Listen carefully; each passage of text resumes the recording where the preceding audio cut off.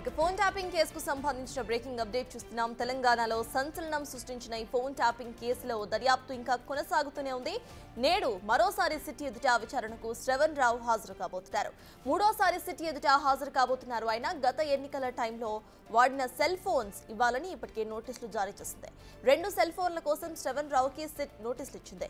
రెండోసారి సిట్ ఎదుట హాజరై తప్పుపట్టిన సెల్ ఫోన్ ఇచ్చారు శ్రవణ్ కుమార్. ఇక దీంతో విచారణకు సహకరించడం లేదని శ్రవణ్ కుమార్ పై ఆరోపణలు ఉన్నాయి.